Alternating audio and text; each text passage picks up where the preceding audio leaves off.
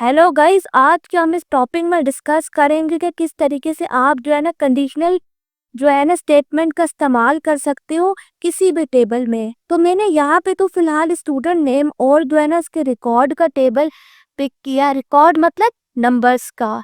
तो मैं उसके अकॉर्डिंग जो है ना आपको बताऊं कि किस तरीके से आप जो है ना कंडीशनल स्टेटमेंट का इस्तेमाल कर सकते हो।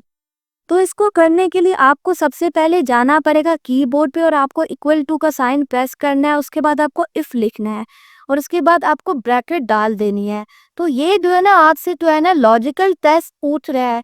तो सबसे पहले तो मैं ये लॉजिकल टेस्ट दूंगी कि अगर जो है ना मिसाल लेते हैं ये वाला जो नंबर है ये हो ग्रेटर देन 40, यानी कि 40 से जो है ना बड़ा हो, तो वो मुझसे पूछ रहा है कि अगर ये स्टेटमेंट ट्रू हो जाती है को क्या शो करवाना है। तो मैं जो है ना यहाँ पे शो करवाना चाहती हूँ कि स्टूडेंट पास है और फिर उसके बाद ब्रैकेट डाली। उसके बाद फिर आपने यहाँ पे क्या किया, फिर से कोमा डाला। तो अगर वो पूछ रहा है कि अगर ये स्टेटमेंट फॉल्स हो जाती है तो मुझे तब क्या शो करवाना है, तो मैं यहाँ पे जो है ना फेल लिखती हूँ। उसके बाद जो है ना कोटेशन डाल के ब्रैकेट डाल के एंटर प्रेस करती हूँ। तो वो जो है ना मुझे यहाँ पे पास दिखा रहा है, यानी कि ये जो नंबर है ना वो 40 से बड़ा है। तो ये मुझे जो है ना पास दिखा रहा है। उसके बाद मैं इसको एक्सपैंड कर रही हूँ तो यहाँ पे मुझे फेल दिखा रहा है क्योंकि मैंने लिया है कि नंबर जो है ना 40 से बड़ा हो। 40 के इक्वल भी नहीं लिया, 40 से बड़ा हो। और जो है ना अगर नंबर जो है ना 33 हो या 33 4 33 5 मीन्स इस तरीके से हो ना, तो वहाँ पे वो फेल डिक्लेयर करेगा। अगर नंबर 40 से बड़ा होगा तब भी वो पास शो करेगा। इसको जो है ना दूसरे तरीके से भी करके देखते हैं। अगर जो है ना नंबर जो है ना 40 के इक्वल हो तब भी वो पास शो करवा दे। पहले तो मैंने लिखा था कि अगर नंबर जो है ना 40 से जो है ना बड़ा हो तभी पास शो करवाए।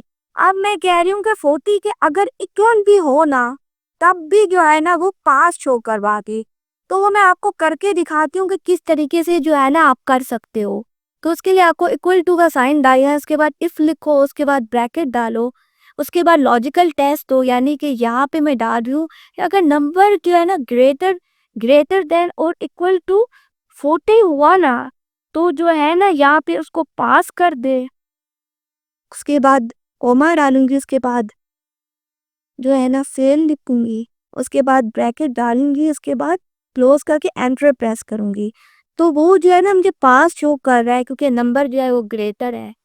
उसके बाद मैं इसको एक्सपैंड करूंगी तो मुझे अब ये जो है ना 40 वाले ने ये पास दिखा रहा है क्योंकि अब जो है ना कंडीशनल स्टेटमेंट उसने इक्वल टू का भी साइन मैंने डाला है। अगर नंबर 40 के इक्वल भी हुआ तब भी जो है ना वो मुझे पास शो करवा दे। ट्रू होगी कंडीशन तो उसने मुझे पास शो करवा दिया। लेकिन पहले सेल आ रहा था क्योंकि मैंने यहाँ पे इक्वल टू का साइन हटाया हुआ था। अगर नंबर 40 से बड़ा होगा तभी पास शो होगा पहले वाले में। लेकिन अगर इक्वल टू भी होगा ना अगर 40 के, तब भी मुझे यहाँ पे जो है ना वो पास शो करवा देगा। इस तरीके से आप जो है ना मल्टीपल तरीके से जो है ना काम कर सकते हो।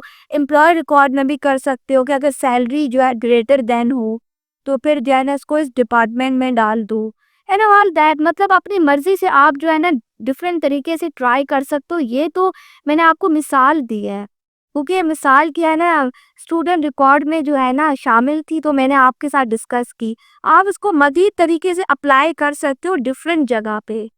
तो उम्मीद है कि आपको जो है ना ये लेक्चर पसंद आया होगा, आपको कंडीशनल स्टेटमेंट की समझ आ गई होगी। Thank you.